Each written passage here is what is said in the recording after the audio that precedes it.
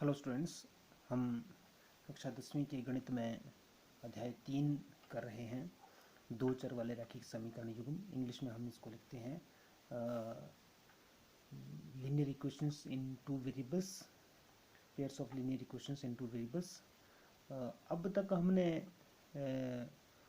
इन समीकरण युग्मों को ग्राफी विधि से, फिर प्रतिस्थापन विधि से, मतलब सब्स्टिट्यूशन मेथड से, और तीसरा हमने किया है विलोपन विधि से, मतलब एलिमिनेशन मेथड से हमने इनको हल करना सीखा है।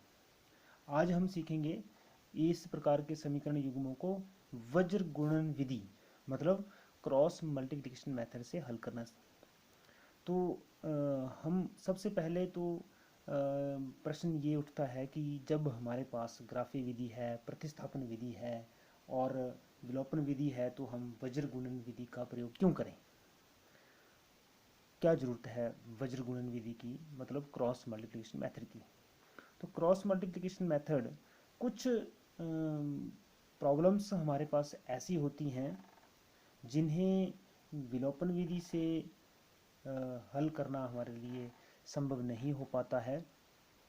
जैसे कि मान लो कि हमारे पास कोई समीकरण युग्म है जिसका कोई भी हल नहीं है, या जिसके अनेक हल हैं, तो उस प्रकार के समीकरण युग्मों को विलोपन विधि से हल करना थोड़ा असुविधाजनक हो जाता है, या प्रतिस्थापन विधि से भी उसे हल करना असुविधाजनक हो जाता है। बड़ी संख्याएं हैं तो ग्राफी विधि से हल करना सुविधाजनक नहीं रहता है, comfortable, you will not feel comfortable. तो हम एक और विधि यहाँ पर सीखेंगे, वज्र गुणन विधि, मतलब क्रॉस मल्टीप्लिकेशन मेथड। तो मान लो कि हमारे पास a1x plus b1y plus c1 बराबर 0 और a2x plus b2y plus c2 equal to 0, ये दो हमारे पास समीकरण हैं। इन समीकरण युग्मों को अगर हम विलोपन विधि से हल करें, तो विलोपन विधि से हल करने के लिए हमने सीखा था कि हम क्या करते हैं कि किसी भी एक चर, जो वेरिएबल है हमारे पास x और y, उनमें से किसी एक के कोफिशिएंट को, मतलब गुणांक को हम बराबर करते हैं और माइनस करके उसका एलिमिनेशन कर देते हैं, विलोपन कर देते हैं। तो कैसे करते हैं, देखिए कि मान लो कि हम x के गुणांकों को बराबर करते हैं, तो x का गुणांक यहाँ पर a1 है और यहाँ पर a2 है। a1 और a2 का एलसीएम कितना आ जाएगा? a1 into a2। तो ये हो जाएगा a1 a2, मतलब हम क्या बना सकते हैं इसको, a1 a2।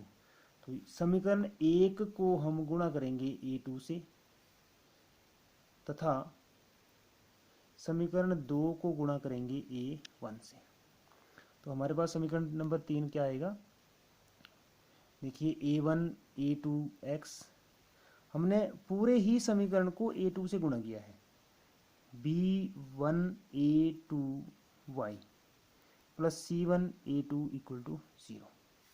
ये अब समीकरण नंबर 3 बन गया।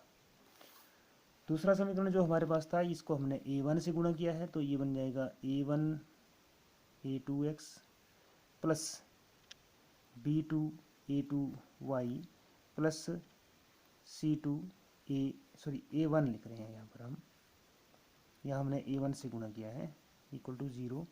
ये हमारे पास आती है क्वेश्चन नंबर 4। तो ये दो समीकरण, बस समीकरण नंबर 3 और समीकरण नंबर 4 बन गए हैं हमारे पास। यहाँ हम देख सकते हैं कि x का कोफिशिएंट क्या है, a1 a2। कोफिशिएंट मतलब गुणांक, x का गुणांक है a1 a2, और यहाँ समीकरण नंबर 4 में भी x का गुणांक a1 a2 है। तो हम क्या करते हैं कि समीकरण नंबर 3 माइनस 4 करते हैं, घटाने पर, मतलब ऑन सब्ट्रैक्टिंग। तो सब्ट्रैक्शन पर हमारे पास क्या आएगा, देखिए a1 a2x plus b1 a2y plus c1 a2 equal to 0, और यहाँ आएगा a1 a2x plus b2 a1y plus c2 a1 equal to 0। मैंने माइनस करना है तो साइन बदल जाएंगे सारे, प्लस से माइनस हो जाएगा, माइनस से प्लस हो जाता है। तो यहाँ प्लस ही लिए हमने, इसलिए माइनस हो जाएंगे। ये तो कट गया, सारा सेम टू सेम है। यहाँ आएगा, देखिए B1 A2 minus B2 A1 y, और यहाँ आएगा plus C1 A2 minus C2 A1 equal to 0। यहाँ इसको हल करेंगे B1 A2 minus B2 A1 y equal to, इसको साइड ले जाते हैं तो प्लस वाला माइनस का हो जाएगा, माइनस वाला प्लस का हो जाएगा, C2 A1 minus C1 A2, और y क्या आ जाएगा C2 A1 minus C1 A2 divided by, यहाँ हम लिख देते हैं B1 A2 minus B2 A1, ये आया। तो y का मान ये आएगा कब, जबकि इसका हर जो है वो शून्य ना हो। हर मतलब इसका डिनोमिनेटर जो है ये शून्य नहीं होना चाहिए, ये है डिनोमिनेटर। तो यहाँ पर लिख सकते हैं जहाँ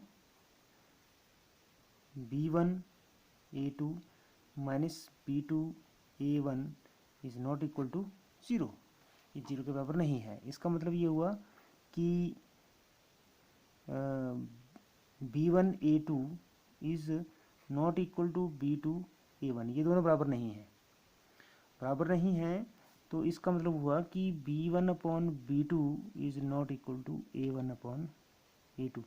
देखो A1 A2 को यहाँ ले गए, B2 को यहाँ ले आए, तो ये बन जाएगा। तो ये हमने शुरू में ही पढ़ा था कि अगर A1/A2 और B1/B2 बराबर ना हो तो इसका एक अद्वितीय हल होता है। ये तो आ गया हमारे पास y का मान। ये जो y का मान है इसे समीकरण नंबर 1 में हम भर देते हैं। y का मान समीकरण 1 में भरने पर तो हमारे पास क्या आ जाएगा, तो y का मान हमने समीकरण नंबर 1 में रखा, तो हमारे पास x का मान आ गया C1 B2 minus B1 C2 upon B1 A2 minus B2 A1। इस मान को हम थोड़ा और अधिक सुविधाजनक बनाने के लिए देखिए माइनस यहाँ से और यहाँ से दोनों जगह से कॉमन लेते हैं, तो ये प्लस का हो जाएगा, ये प्लस का, ये माइनस का, ये माइनस का, तो B1 C2 minus C1 B2 लिख सकते हैं। और इसी प्रकार से डिनोमिनेटर भी हमारे पास इसका जो क्रम है वो बदल जाएगा, वो A1 B2 minus A2 B1 बन जाएगा। इसी प्रकार से हम y का भी मान हम क्रम बदल कर लिख लेते हैं, तो न्यूमरेटर और डिनोमिनेटर दोनों को ही हम क्रम बदल देंगे। तो इसको हम C1 A2 minus C2 A1 लिखेंगे divide by A1 B2 minus A2 B1। तो ये हमारे पास x और y का मान आ जाता है। अब बात आती है कि x और y का जो मान है वो किसके ऊपर डिपेंड कर रहा है, यहाँ पर मेनली हर के ऊपर। इसका जो डिनोमिनेटर है A1 B2 minus A2 B1, यहाँ पर भी A1 B2 minus A2 B1 दोनों का हर समान है। तो x और y के मान संभव होंगे यदि ये जो हर है ये 0 ना हो, मतलब ये 0 के बराबर ना हो। तो वो हमने पहले ही देख लिया कि ये 0 ना हो, तो इसका मतलब क्या होगा कि A1/A2 not equal to B1/B2 आना चाहिए।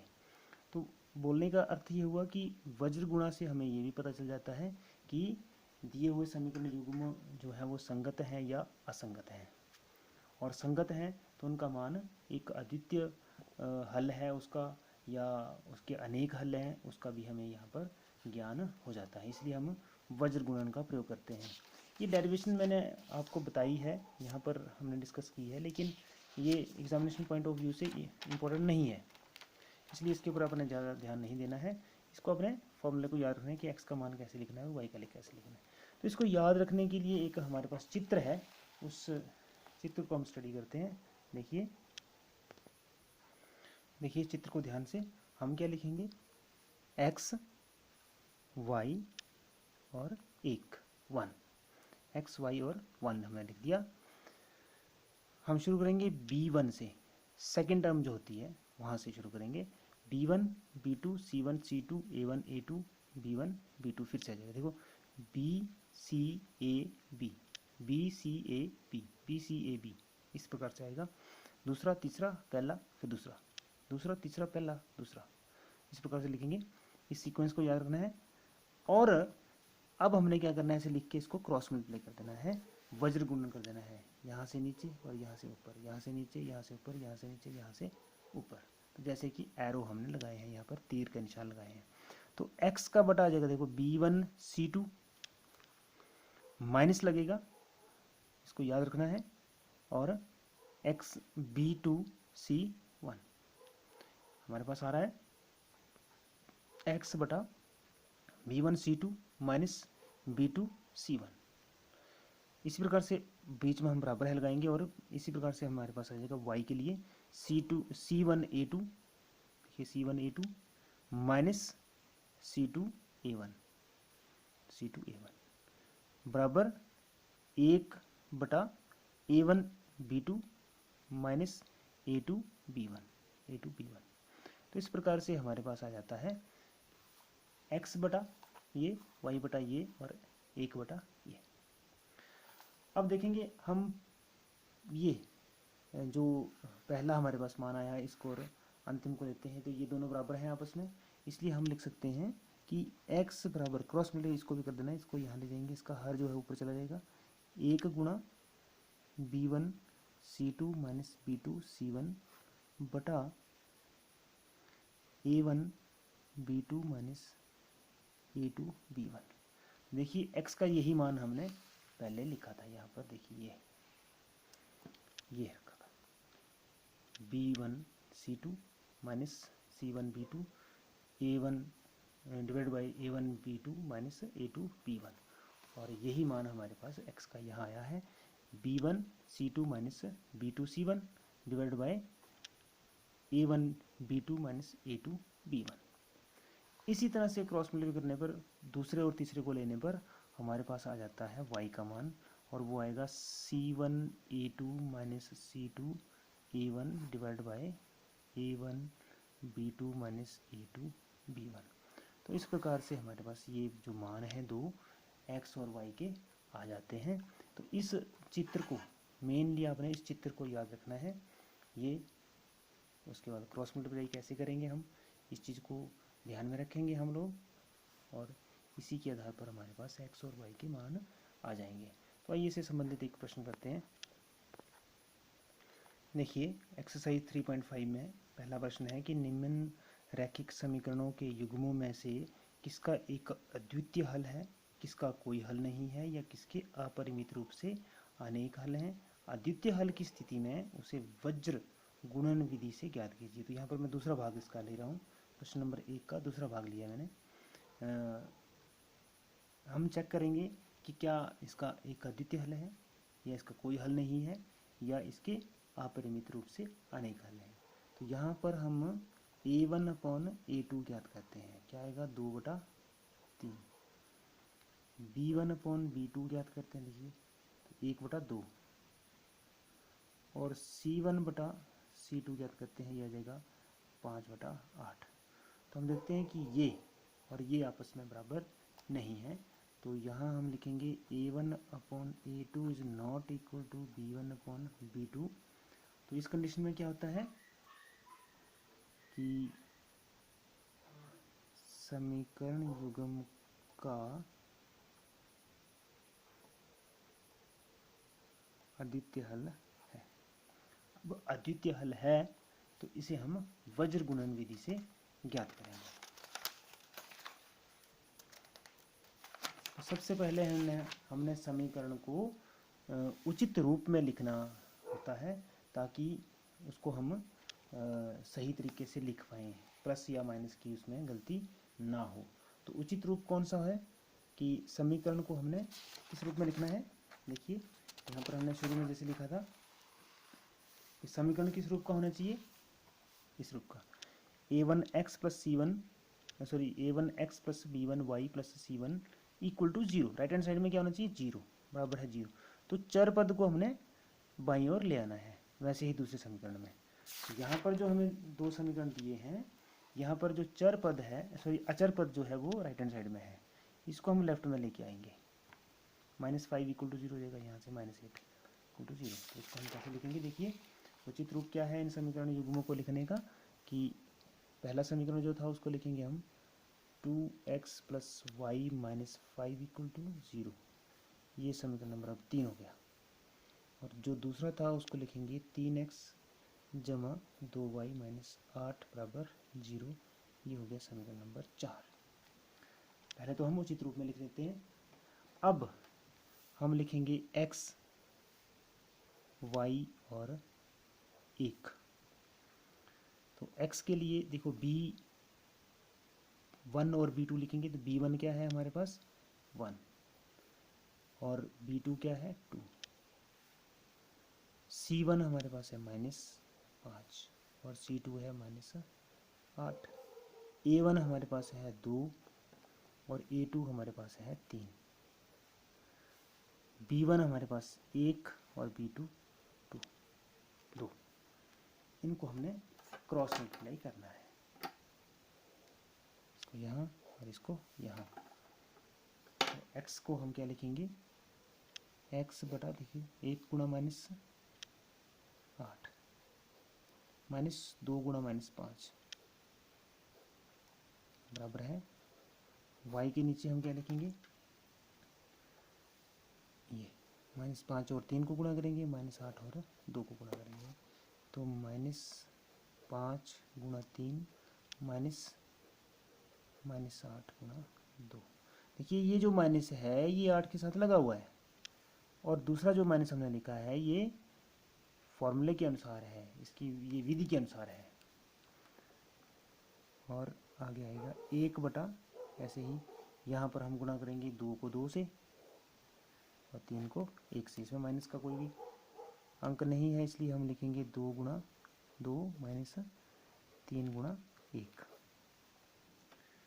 सो हम लिख सकते हैं x बटा हो जाएगा -8 + 10 बराबर y बटा -15 + 16 बराबर 1 बटा 4 - 3।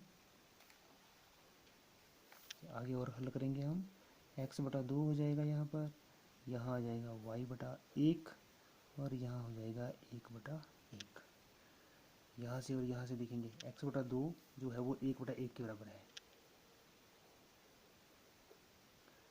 एंड जो दूसरा है उसको लिखेंगे y बटा 1 बराबर 1 बटा 1। तो यहाँ से आता है क्रॉस मल्टीप्लाई करने से x बराबर 2 और y बराबर 1। ये इस समीकरण का हल है।